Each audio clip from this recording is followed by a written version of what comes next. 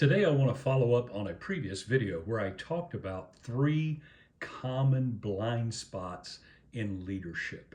Now, blind spots are a problem, and they're something that we all tend to have. And the fact that we are unaware of them is what makes them problematic. Blind spots open up the possibility for unnecessary conflict, collisions, and damage. And this is certainly true as leaders. We need to be able to have a way to discover our blind spots. Now, we covered 3 in the previous video, but I want to share with you 3 more that I think occur with some regularity in leadership. And here's the first one: avoiding hard conversations. Hard conversations are just that. They are hard. The blind spot comes into play when we begin to think that, well, everything seems harmonious on the surface. Everything must be healthy. That's a tendency to have a blind spot, because the truth of the matter is, if we're not having hard conversations, then things are not being addressed that need to be addressed. People who are maybe just not doing what they need to be doing and they're not being addressed about it cause those who are doing everything they are supposed to do to become discouraged and checking out, and it can cause them to actually underperform. It's important as a leader that we are aware that harmony and health are not necessarily the same thing, especially on the surface level. If we are just saying, leave things like they are, let's just let sleeping dogs lie. Hey, we've all heard that, I guess.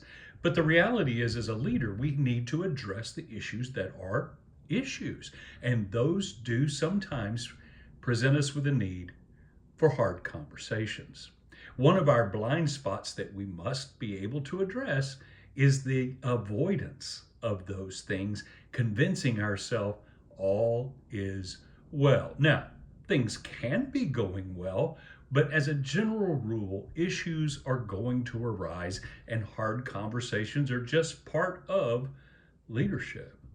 So the first blind spot is that of avoiding hard conversations. Now, again, as we said in the previous video, the way that we mitigate these blind spots is through feedback. We need a way for someone to help us see what we can't see. Having some opportunities to inquire from peers or colleagues or trusted advisors or mentors help us understand what we may be missing, issues that should be addressed that we're avoiding. Blind spot number 1, avoiding hard conversations. Here's a second blind spot that I find does happen quite frequently in leadership, and that is the blind spot of micromanaging versus delegating. We think we're delegating, but we're really just micromanaging, and that is, we're holding on too tightly to something, and that really means, another way of saying, we don't trust other people to do the job. Micromanaging is difficult, and it hurts team morale and productivity. No one likes to be micromanaged. So it could be a blind spot if you're telling yourself, oh, I'm delegating, but you're holding on too tightly and you are not trusting the person you have said you're delegating this responsibility to. That's a blind spot. That's going to lead to some unnecessary conflict, and it's going to create problems. Recognizing what true delegation is a step in the right direction. Delegating means I'm asking someone else to take responsibility for something, I'm handing it to them, and I'm going to trust them to get it done. Now, I'm not going to go to the opposite extreme and just abdicate the responsibility and say, there, go get it done, hope you do well. We're not going to do that. That's being too open-handed and providing no leadership or support for someone that we've, quote, delegated to. Delegation is going to require you as a leader to periodically check in. Not micromanage. Check in. How is it going? Do you need anything? Have you hit an obstacle of some sort? Do you need my assistance in any way? And it keeps you as the leader aware of what's happening without having to be directly involved in everything necessary for that to occur. That's delegation. The blind spot is when we think we're delegating, but we're either micromanaging or we're abdicating. Abdication is a problem because we're basically saying, hey, that's your thing. And we have no clue or awareness of how it's going, whether it's going well, whether, hey, I gave that to them. That's on the.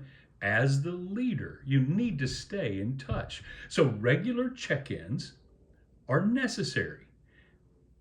By asking some questions and getting some feedback, you may discover that when you think you're delegating, you're either micromanaging or completely abdicating a responsibility. And that can be a dangerous blind spot. Here's a third blind spot that I think is worth mentioning. And this happens more frequently than perhaps we realize. We want our teams to be adaptable. We want them to quickly adapt and make changes and improvise and be innovative and all of the things that we believe are necessary to succeed in our environment. But a blind spot that often exists in leaders is their own resistant nature to change. When you as a leader want your team to be quickly adaptable, but you yourself do not adapt quickly, well, that's a blind spot that's going to really impact the productivity of your team or the area in which you're leading.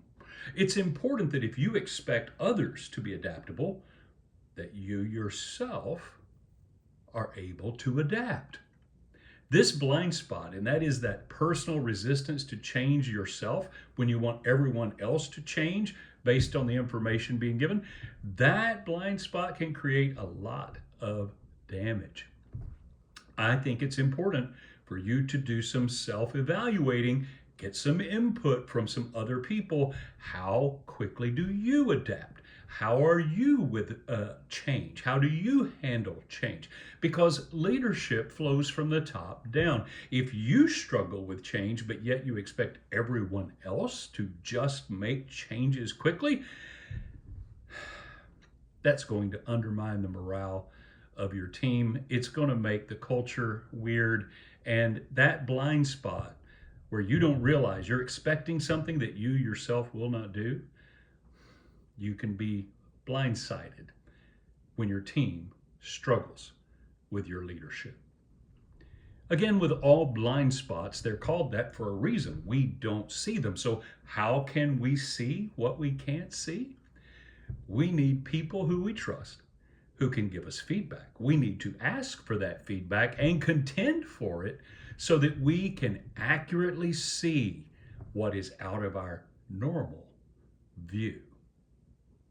Blind spots can be mitigated if we investigate, ask questions, and receive feedback. The three that I've mentioned today are these: avoiding hard conversations, micromanaging or abdicating rather than delegating, and number three, being change resistant yourself when expecting others to adapt quickly.